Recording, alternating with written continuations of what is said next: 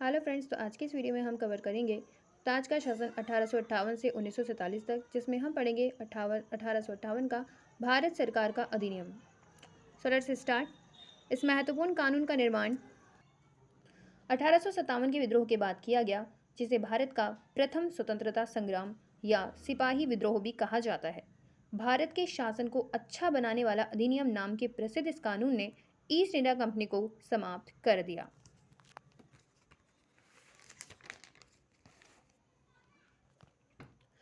और गवर्नरों, क्षेत्रों और राजस्व संबंधी शक्तियां ब्रिटिश राजशाही को हस्तांतरित कर दी।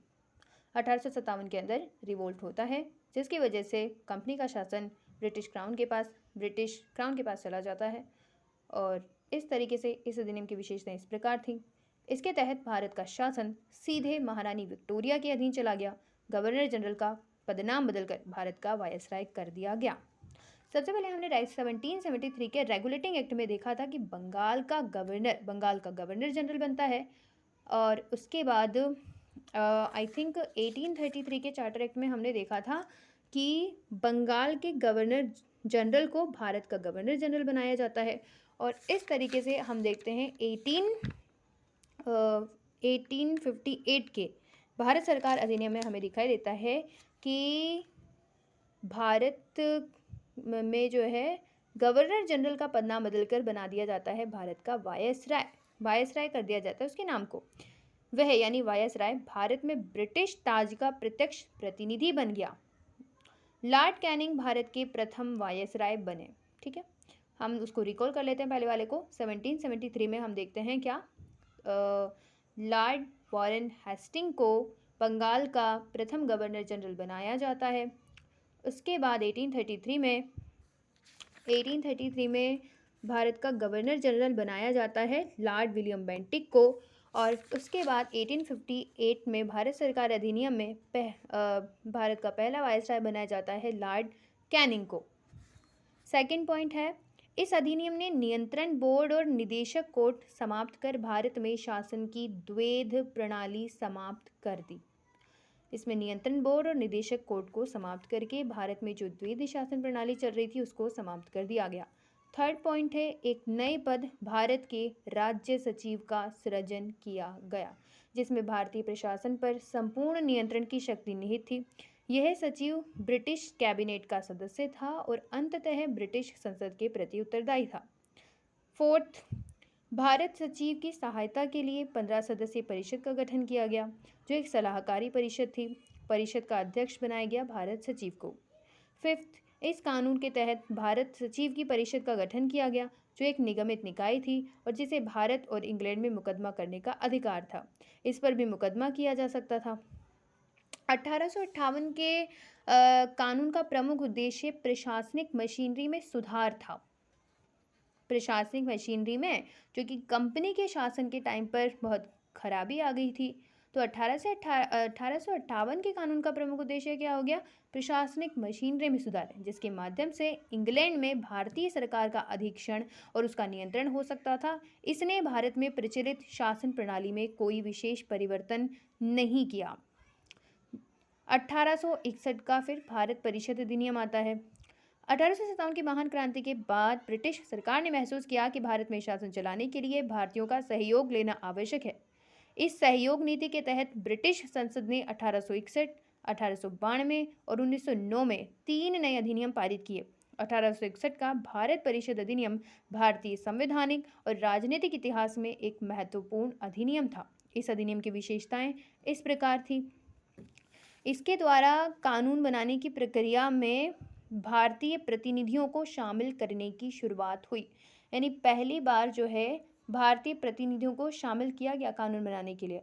इस प्रकार वायसराय कुछ भारतीयों को विस्तारित परिषद में गैर सरकारी सदस्यों के रूप में नामांकित करता है। यानी भारतीयों को जो है परिषद में गैर सरकारी सदस्यों के रूप में नामांकित किया गया था। तो जब भी गैर सरकारी सदस्य आगे नाम आएगा तो समझ लेना वो इंडियंस की बात हो रही है। 1862 में लॉर्ड कैनिंग ने 3 भारतीयों, बनारस के राजा, पटियाला के महाराजा और सर दिनकर राव को विधान परिषद में मनोनीत किया। हमने कहा कि भाई भारतीयों को भी इसमें शामिल कर लिया गया अब। भारतीय प्रतिनिधियों को भी कानून बनाने की प्रक्रिया में शामिल कर लिया गया। तो सबसे पहले 3 लोगों को शामिल किया गया, जिसमें से एक थे बनारस के राजा, दूसरे थे पटियाला के महाराजा और तीसरे से थे सर दिनकर राव। इनको विधान परिषद में मनोनीत किया। इस अधिनियम ने मद्रास और बम्बई प्रेसिडेंसियों को विधायी शक्तियां पुनः देकर विकेंद्रीकरण की प्रक्रिया की शुरुआत की।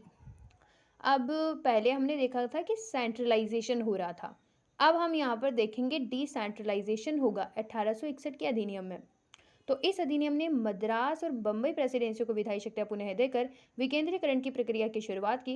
इस प्रकार अधिनियम ने रेगुलेटिंग एक्ट 1773 द्वारा शुरू हुई केंद्रीकरण की प्रवृत्ति को उलट दिया, जो 1833 के चार्टर अधिनियम के साथ ही अपने चरम पर पहुंच गई।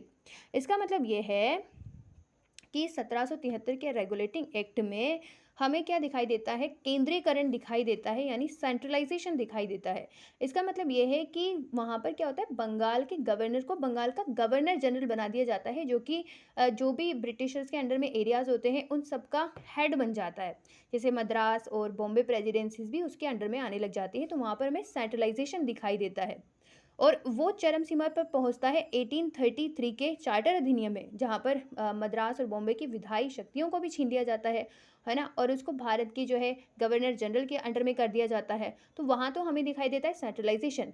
तो ये सेंट्रलाइजेशन डिसेंट्रलाइजेशन में कब चेंज होता है, वो होता है 1861 के भारत परिषद अधिनियम में। तो यहाँ पर यही चीज़ लिखी हुई है। इस विधायी विकास की नीति के कारण 1937 तक प्रांतों को संपूर्ण आंतरिक स्वायत्तता हासिल हो गई।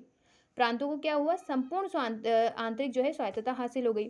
थर्ड है बंगाल उत्तर पश्चिम सीमा प्रांत और पंजाब में क्रमशः 1862, 1866 और 1867 में विधान परिषदों का गठन हुआ।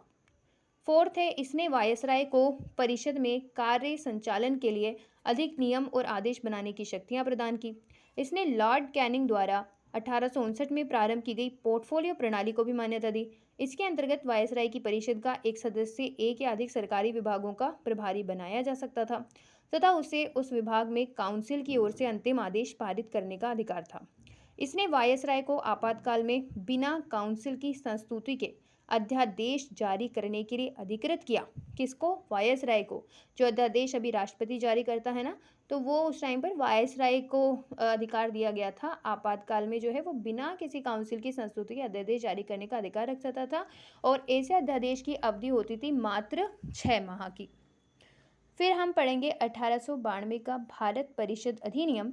तो इस अधिनियम की क्या क्या विशेषताएं थी, तो इसके माध्यम से केंद्रीय और प्रांतीय विधान परिषदों में अतिरिक्त गैर सरकारी सदस्यों की संख्या बढ़ गई।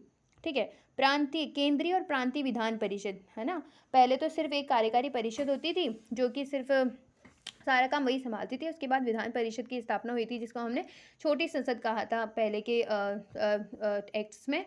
तो यहाँ पर क्या होता है, गैर सरकारी सदस्य कि यहाँ पर इसको किसको, भारतीयों को इंट्रोड्यूस किया जा रहा है गैर सरकारी सदस्यों से। तो 1892 में के भारत परिषद अधिनियम में हमें देखने को मिलता है कि इसके माध्यम से क्या होता है, केंद्रीय और प्रांतीय विधान परिषदों में अतिरिक्त सदस्यों की संख्या यानी गैर सरकारी सदस्यों की संख्या बढ़ जाती है, यानी इंडियंस की सदस्य संख्या बढ़ जाती है। हालांकि बहुमत जो है सरकारी सदस्यों का ही रहता है। यहाँ पर सरकारी सदस्य बोला जा रहा है जो ब्रिटिश जो कर्मचारी जो थे उनको बोला जाता था, जो ब्रिटिश मेंबर्स थे उनको इंट्रोड्यूस किया गया है सरकारी सदस्यों से, और गैर सरकारी सदस्यों से इंट्रोड्यूस किया गया है भारतीयों को। सेकंड है, इसने विधान परिषदों के कार्यों में वृद्धि कर उन्हें बजट पर बहस करने और कार्यपालिका के प्रश्नों का उत्तर देने के लिए अधिकृत किया। अब यहाँ पर क्या है, विधान परिषद के कार्यों में वृद्धि कर उन्हें बजट पर बहस करना है। अब वो बजट पर भी बहस कर सकते थे और कार्यपालिका के प्रश्नों का उत्तर देने के लिए अधिकृत किया।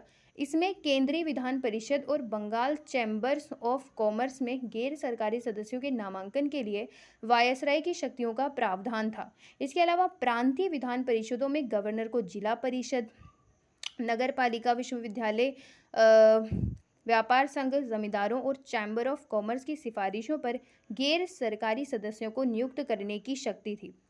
1892 के इस अधिनियम ने केंद्रीय और प्रांतीय विधान परिषदों दोनों में गैर सरकारी सदस्यों की नियुक्ति के लिए एक सीमित और परोक्ष रूप से चुनाव का प्रावधान किया। हालांकि चुनाव शब्द का अधिनियम में प्रयोग नहीं हुआ था, इसे निश्चित निकायों की सिफारिश पर की जाने वाली नामांकन की प्रक्रिया कहा गया। फिर हम पढ़ते हैं 1909 का भारत परिषद अधिनियम, तो हम इसे नेक्स्ट वीडियो में कवर करेंगे। Thanks for watching.